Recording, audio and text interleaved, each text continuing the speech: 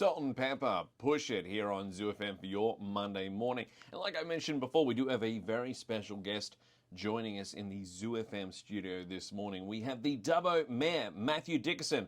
How are you going this morning, Mr. Dickerson? Good, thanks, Corbs. It is a little bit chilly. You did talk about the weather and talking about it being a bit cold. It's a bit up and down at the moment, isn't it? Some mornings you get up and it's a reasonable temperature. Other mornings you get up, it's still a bit cold, but not too bad at the moment. I'm actually thinking more of the Stampede runners, the Dubbo Stampedes on this Sunday at the zoo.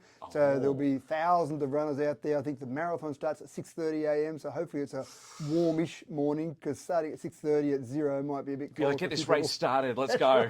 Get the legs moving. Standing around waiting for that race to start. But it's a great event, actually, the Stampede. I've run it a few times over the years, but the organisers there do a fantastic job. And just that whole landscape, even though people are really exhausted and tired and they come back in to the zoo to do their final lap around, depending on which race they're doing, it's actually a pretty good perspective there, running around there with the zoo and the animals there. It might distract you from the pain in your legs a little bit.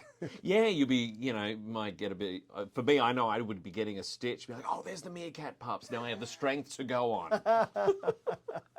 Or there's the lions. I don't want them to chase me. I better run faster. I wonder if I can, like that, the famous quote from the Gallipoli movie with Mel Gibson in it, run as fast as a leopard, cheetah. I don't know, maybe channel that energy. My legs are springs, and what are they going to do? They're going to spring me down the track, all that yes, sort of stuff. that's it. There we go, an Australian movie right there. Yeah. Bit of a cheeky reference for those listening at home.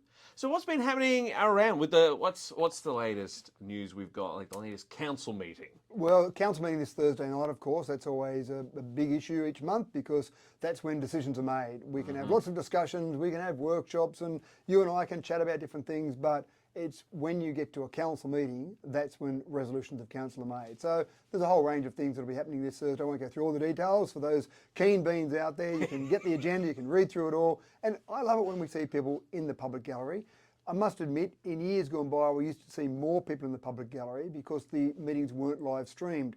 But now they're live streamed. I do know that people sit at home. We get to see the numbers of people that are sitting at home. We don't see who they are individually, but we get to see the numbers of people watching. So we do normally have, sometimes hundreds of people sitting at home watching, and the public gallery might have 5 people in there. So you still know people are in there watching every move, watching what you're doing, but you can't see them there. So it's a bit like what you do. You've got all these thousands of listeners, but you can't actually see them out there listening to everything you say.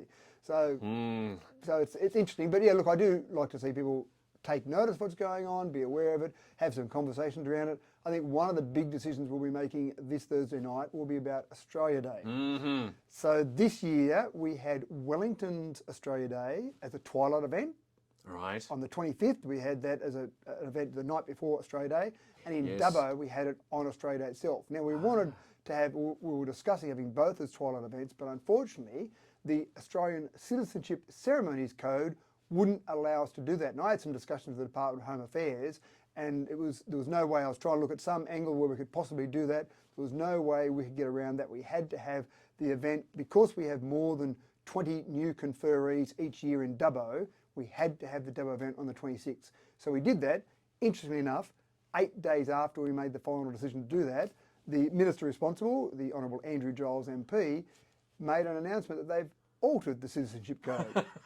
And now, and that's still as the rules as they are today, you've got a window. You can have up to 3 days before Australia Day, or Australia Day, or 3 days after Australia Day, that you can hold your Australia Day ceremony and your citizenship ceremony. Right. So that gives more flexibility. So now, Council's got to make a decision for next year.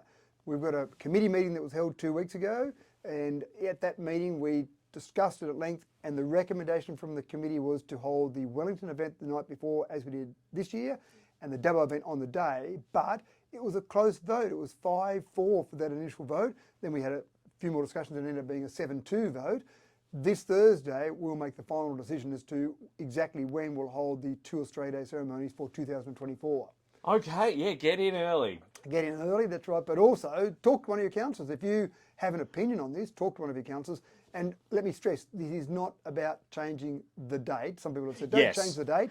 No, 26th of January goes back to when Arthur Phillip landed with the first fleet at Sydney Cove. So the date there, we're not trying to change the date. We're not trying to alter history. Keep in mind, though, that 1994 is the time when all states and the Commonwealth all agreed that 26th of January was the day that everyone would have the holiday on.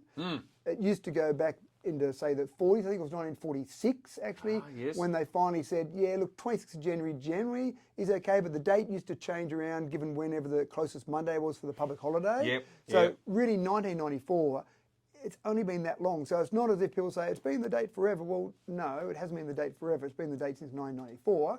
And even citizenship events on the day, that only really started back in the 80s. So that's been there for about 40 odd years, but not forever. Because again, before 1949, you couldn't be an Australian citizen. When we were here, we were British subjects. So it was only the first citizenship ceremony was held in February 1949, and that wasn't on Australia Day, obviously. So it was really not till the 80s that citizenships occurred on Australia Day. I've forgotten that. And then look at the big gap between that in 1946 to when we federated. That's a huge chunk of time. That's right, yeah. So it's something that things change over time. I mean, it was only 2 years ago that we changed the anthem when we went from we were young and free to we are one and free. And you hadn't caught up with that one? No! Well, Scott Morrison, the Prime Minister at the time, made the announcement that this was to recognise the fact that, yes, we're a young country since the First Fleet, but really, we've got the oldest living culture with about 65,000 100%. of Aboriginal history there. So there was a change made to the national anthem. And I must admit, I still get caught out when I'm singing the national anthem. Sometimes I say we're young. Oh, no, I've got to change it. It's we are one and free. So that was only 2.5 years ago that we made that change. We should be making change in society to accommodate the changing society we've got. So give us your feedback. If you want all the ceremonies on Australia Day, if you want the ceremonies the night before, again, the whole objective of this is to make it more inclusive because obviously there are parts of our society, Aboriginal parts of our society, that see the day as survival day rather than a day of celebration. And from my perspective, I think what a day just to sit back and say, isn't this a great country? Isn't it fantastic to be Australian? Let's recognise the past and also basically say, this is a great place. Let's celebrate that, even though there is some pain associated with it for some people. That's right. I like to approach it like let's acknowledge the past, like you said, and then let's make things better. Look to the future, and how can we grow together and just make the best of it and just celebrate. We are now like we are one. Yeah, exactly. And then that's a very positive mindset worldwide, I think. Now, also, you mentioned while we were listening to, of course, Salt and Pepper's Push It here on Zoo FM. Sorry, I've got a weird plug there. The Duke of Wellington Bridge. You've mentioned there's been some works with that. Yeah, so this is the bridge in Wellington, the low-level bridge. So you've got the main bridge in Wellington across the Macquarie River that's on the Mitchell Highway that you remember back in 1989 was knocked down by a Mack truck, actually, or the materials on the back of it. There was a device on the back of it that caught one of the trusses and the whole bridge came down. There was a low-level pontoon bridge put in by the Army as an emergency bridge, and then there was a low-level bridge built, basically because it was quicker to build that than reconstruct the main bridge across the Mitchell Highway, along the Mitchell Highway. So that low-level bridge, called the Duke of Wellington Bridge, was built back in 1990, so that's been there for a long period of time. And the latest flooding event that we had last year didn't do any damage to the bridge, but it certainly did damage to the roadways leading up to it. So there was a huge amount of the riverbank that's been chewed away by those floods. So that's one of the issues that we've been looking at. Now, the bridge, the first thing we had to do is look at the structural integrity of the bridge. So we got some engineers to look at that, and they've come back with a report to us to say the bridge is okay. So the bridge is in the river, it's designed to be in the river, and it's okay. A little bit of damage done to one of the railing where a tree branch fell on it, but obviously superficial damage. The overall bridge is fine. But the actual area there where you have a road that comes down, the actual area where the riverbank's been eroded, what's the story with that? So the report, and this will go to a meeting next month, a council meeting next month for a decision to be made by councillors what to do, but the report basically says all of that area there, to fix that up, you're going to basically refill that with material, so you've got to fill in what's already been collapsed there, and then you'd have to put some sort of treatment in, some sort of gabion wall, something that was a reinforced area there for the water to not keep chewing it away. Because if you just put the dirt back in there again, in 10 years' time we'd have the same problem. So you'd have to build something like a big retaining wall on steroids, if you like, and made of gabions. A gabion wall is typically what you'd use for something like that, which is they're basically rocks in cages, in wire cages. Is a gabion. Yep. And so you'd build a wall like that, so that would basically deflect the water around the corner, because this is at the confluence of the Bell River and the Macquarie River. So that's a lot of work, And as you can imagine, the price tag for that is not cheap. So they're estimating in the report there's a few different options there, but anywhere from say $21 to $23 million to do that, to fix it up and get that up and going again. Now, we don't have that kind of money, and so it was just a decision based on that. I think we would struggle as a council to justify the expenditure for that. We'll probably, and again, there's no council resolution yet, we'll probably go for some disaster recovery funding from the state government. That's not guaranteed, but that obviously is better overall from a council perspective than just saying we can't do it and we'll have a go with disaster recovery. They may even come back to us and say we'll give you some of the money, not all of the money, because there was a report in 2018 that was given to council that warned councillors of the day that this area there was subject to high erosion and you should do something. Now, in that report in 2018, to be fair, it did say there'll probably be some major impacts in the next 10 to 20 years, but they were recommending doing some work then. Now, it would have been much easier, prevention's better than cure, to do some work then. And next year, 2019, we had a severe drought. Much easier to work at a river when you've got low river levels, because you would have to build a small dam to keep the water away from that area while you build the gabion wall.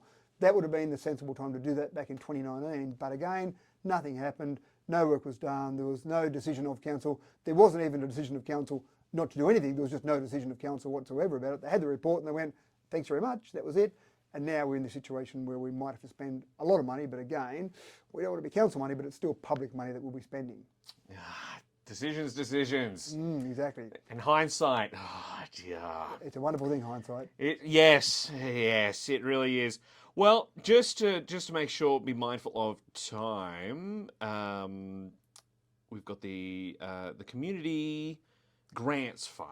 Community benefits fund. Yeah, so this is one. The applications are now open. They've been open for a couple of weeks. Just a bit of a note to people: by the end of the month, you've got your chance to get those applications in. We've changed them. We've made them a bit easier for people now. There used to be two separate funds and they had two separate amounts, and the feedback we had from the community was it was a little bit complicated.